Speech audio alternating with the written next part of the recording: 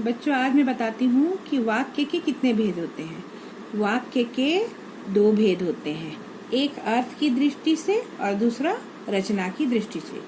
तो अर्थ की दृष्टि से उसके भी 8 भेद होते हैं। अर्थ की दृष्टि से वाक्यों के 8 भेद किए जाते हैं।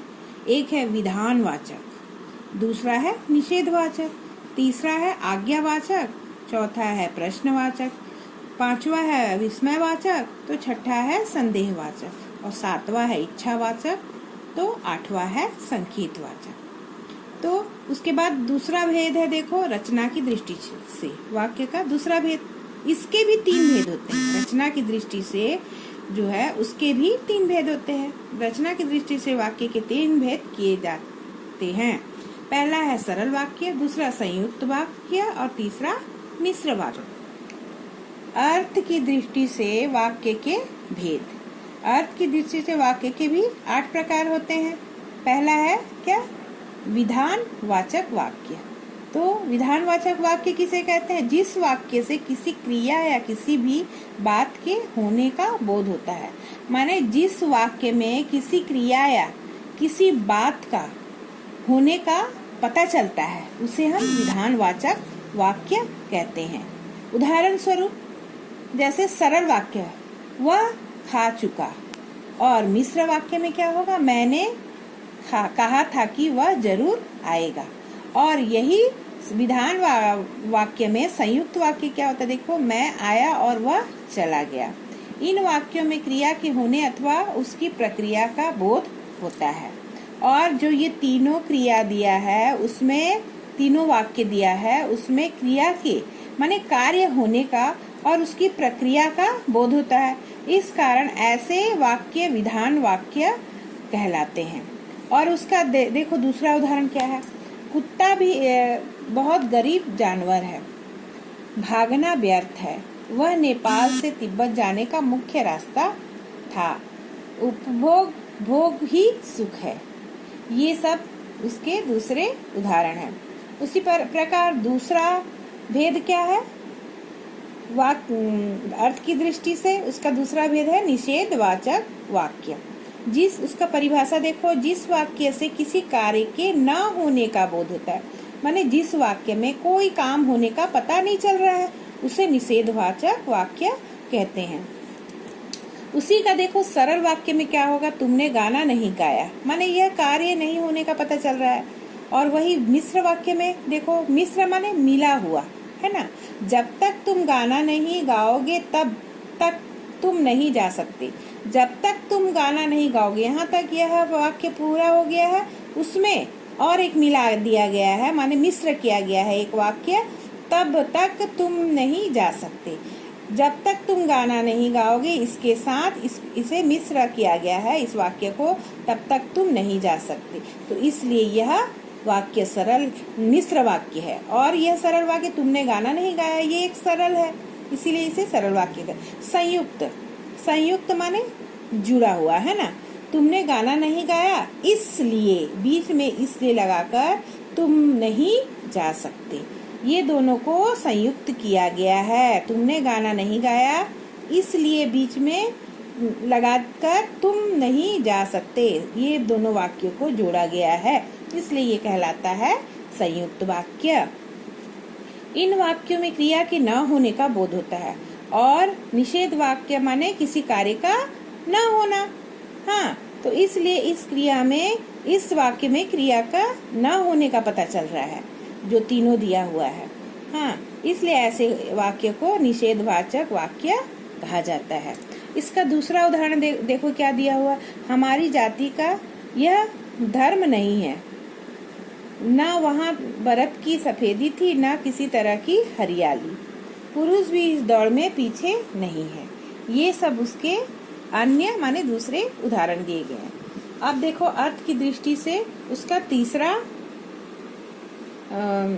तीसरा भेद आज्ञावाचक, माने किसी को आज्ञा देना या फिर अनुरोध, है ना, वो कहलाता है आज्ञावाचक। जैसे कि उसे आज्ञावाचक कहते हैं। सरल वाक्य में क्या होगा? आज्ञावाचक, तुम जाओ, और यही आज्ञावाचक मिश्रवाचक में क्या होगा, तुम जाओ तो वह आए। और संयुक्त में क्या होगा, तुम जाओ और उसे भेजो। और लगाकर संयुक्त कर दिया है ये आज्ञावाचक में, माने ये आज्ञा दिया जा रहा है, हाँ, या फिर अनुरोध किया जा रहा है। इन वाक्यों में आज्ञा का बोध होता है, इस कारण ऐसे वाक्य आज्ञावाचक कहलाते हैं। और इन वाक्यों में आज्ञा देने का पता चल रहा है, इसलिए यह वाक्य आज्ञावाचक वाक्य कहलाते हैं। इसके दूसरे उदाहरण देखो। हीरा ने समझाया, नहीं भाई खड़े हो जाओ, मैंने उनसे कहा कि जिस गांव में ठहरना हो उसमें पहले ही गड्ढे बांट दो। अर्थ की दृष्टि से वाक्य के चौथा भेद, प्रश्नवाचक वाक्य। जिस वाक्य से किसी प्रकार का प्रश्न करने का पता चलता है, बोध होता है, उसे प्रश्नवाचक वाक्य कहते हैं। जैसे कि सरल वाक्य में देखो प्रश्न, तुम कहाँ जा रहे हो, यह कहाँ जा रहे हो, यह प्रश्न कर रहा है। और उसी प्रकार मिश्र वाक्य में, जब मैं आ रहा था तब तुम कहाँ जा रहे थे, ये दोनों को मिश्र कर दिया गया, माने मिला दिया गया है, हाँ, प्रश्न कर रहा है। देखो, जब मैं आ रहा था तब तुम कहाँ जा रहे थे, ये दोनों वाक्य को मिश्र कर दिया गया, इसलिए ये होगा मिश्रवाचक वाक्य। उसके बाद देखो संयुक्त वाक्य। संयुक्त माने जोड़कर, है ना, क्या तुम आ रहे हो, परंतु वह क्यों जा रहा है, परंतु लगाकर ये दोनों प्रश्न हो रहा है, तो ये हो गया, दोनों मिलाकर दोनों हुआ प्रश्नवाचक वाक्य। संयुक्त करके जोड़कर बनाया गया तो ये कहलाएगा प्रश्न संयुक्त वाक्य।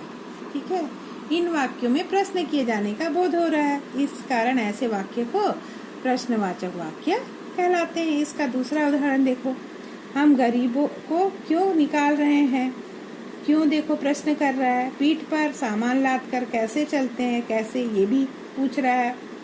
इस संस्कृति के फैलाव का परिणाम क्या होगा, क्या लगाकर इसमें भी प्रश्न कर रहा है, तो इसलिए यह प्रश्नवाचक वाक्य होगा। अब देखो अर्थ की दृष्टि से इसका पांचवा भेद, विस्मयवाचक वाक्य। जिस वाक्य से आश्चर्य या फिर शोक या फिर हर्ष, जैसे खुशी है ना, या फिर विस्मय हो जाना इत्यादि भाव का कार्य होने का पता चलता है, उसे विस्मयवाचक वाक्य कहते हैं। जैसे विस्मयवाचक वाक्य में देखो, सरल वाक्य में क्या होता है, ये अरे, अरे जहाँ पर लगता है यह जो चिन्ह दिख रहा है, ये है विस्मयवाचक वाक्य का, है ना, ये विस्मयवाचक चिन्ह है।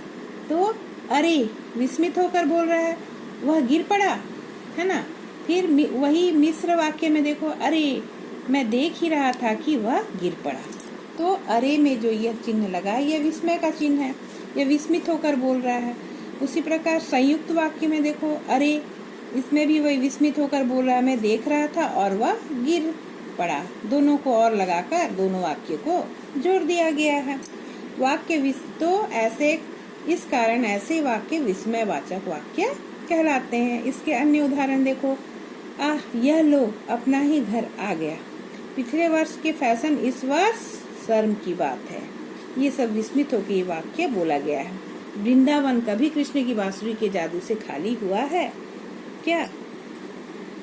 अब देखो अर्थ की दृष्टि से उसका छठवां भेद, संदेहवाचक। जिस वाक्य द्वारा किसी प्रकार का संदेह प्रकट हो, उसे संदेह माने किसी पर संदेह, शक है ना होना, तो वो वहाँ पर वो कहलाएगा संदेहवाचक वाक्य। जैसे कि संदेहवाचक वाक्य का मिश्र वाक्य में क्या होता है, वह वाक्य जैसे कि सरल वाक्य में क्या होता है, उसने पढ़ लिया होगा, और वही मिश्र वाक्य में क्या होगा, मुझे लगता है कि वह नहीं आएगा, कि या फिर होगा, पढ़ लिया होगा, ये सब संदेह हो रहा है कि यह कार्य हुआ भी है या नहीं, या होगा भी या नहीं, इसलिए यह संदेहवाचक कहला रहा है। उसी प्रकार देखो संयुक्त वाक्य में संदेहवाचक वाक्य क्या हो रहा है, शायद इसमें शायद प्रकट हो रहा है, तो ये भी संदेह है। शायद गाड़ी देर से आएगी और वह समय पर नहीं आ सकेगा। शायद देखो यह संदेह का संकेत दे रहा है, इसीलिए और लगाकर यह और वह समय पर नहीं आ सकेगा, तो यह दोनों वाक्यों को जोड़ दिया गया है और लगाकर, और यहाँ पर शायद संदेह प्रकट कर रहा है, तो इसलिए यह संदेहवाचक वाक्य संयुक्त वाक्य के द्वारा प्रकट किया गया है ना। इसी प्रकार वाक्यों से संदेह तथा संभावना का बोध होता है। जिस वाक्य में संदेह और संभावना का बोध होता है वह वाक्य क्या कहलाता है? संदेहवाचक वाक्य। कार्य होगा भी और नहीं भी हो सकता है, तो उस जगह हम संदेहवाचक वाक्य प्रयोग करेंगे। इस कारण ऐसे वाक्य संदेहवाचक वाक्य सदा कहलाते हैं। उसके दूसरे उदाहरण भी है, देखो, मुझे मारेगा तो मैं भी एक दो को गिरा दूंगा। मुझे मारेगा तो माने वो संदेह में है कि उसे यदि मारेगा तो उसे लग रहा है, हाँ, कि यदि वो उसे मारेगा तो वह एक दो को गिरा देगा। इसके अन्य उदाहरण देखो, पहला तो दिया मुझे मारेगा तो मैं एक दो को गिरा दूंगा। उसे माने संदेह है या संभावना है कि वो उसे मार भी सकता है और नहीं भी मार सकता है, तो इसलिए वहाँ पर वो कह रहा है कि मुझे मारेगा तो मैं एक दो को गिरा भी दूंगा, है ना। और देखो इसमें शायद एक और सवार साथी हमारे साथ चल रहे थे। शायद माने उसे पूरा निश्चिंत व पता नहीं है कि उसके साथ कितने सवार साथी चल रहे थे, इसलिए वहाँ पर संदेह है, इसलिए शायद का प्रयोग किया गया है। शायद दो एक और सवार साथी हमारे साथ चल रहे थे। उसके बाद उससे यदि यही काम का लेना हो तो 400-500 में मिल जाएगी। उससे यदि माने यहाँ भी उसे माने संदेह है और संभावना का लग रहा है, तो इसलिए यहाँ पर यदि का प्रयोग किया गया है। उसे संभव है लंबी यात्राओं की थकान ने उनके शरीर को कमजोर कर दिया है।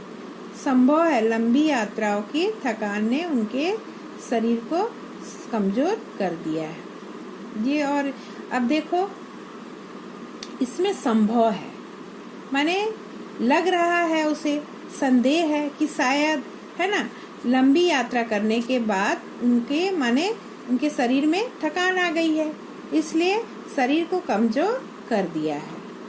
अब देखो इसके बाद आता है इच्छावाचक वाक्य, सातवां भेद। अर्थ की दृष्टि से यह सातवां भेद है। जिस वाक्य से किसी इच्छा, आशा या शुभ कामना का बोध हो।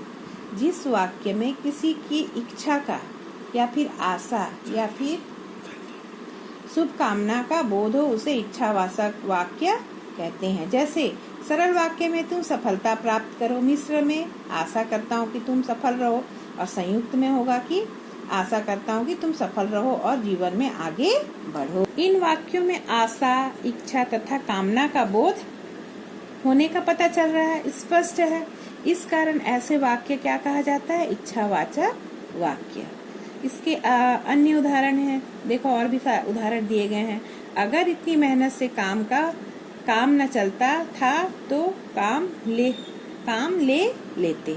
अगर इतनी मेहनत से काम न चलता था तो और काम ले लेते, माने यह इच्छा हो रही है ना, उनसे आशा है तो और काम ले लेते। दूसरे में क्या दिया है? दूसरे उदाहरण में मुंह की दुर्गंध से बचने के लिए माउथ वॉश भी चाहिए। ये उनकी इच्छा है। क्या लेने की इच्छा है? माउथ वॉश, इसलिए ये इच्छावाचक वाक्य है। और दूसरा उदाहरण दिया है, लेकिन कोई आज भी वृंदावन जाए तो नदी का सांवला पानी उसे पूरे घटनाक्रम की याद दिला देगा।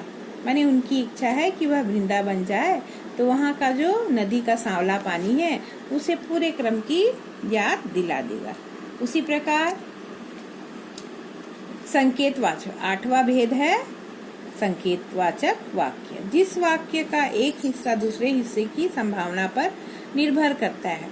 जैसे कि किसी वाक्य का एक हिस्सा दूसरे हिस्से की संभावना पर माने होने की आशा पर निर्भर करता है, उसे कहते हैं संकेतवाचक वाक्य।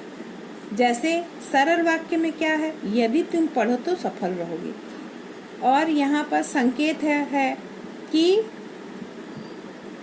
निर्भर कर रहा है कि यदि तुम पढ़ो तो सफल रहोगे। यदि वह पढ़ाई करेगा तो जरूर सफल होगा। मिश्र वाक्य, यदि तुम पढ़ोगे तो अवश्य सफल रहोगे, है ना। यदि वह पढ़ेगा तो सफल अवश्य होगा।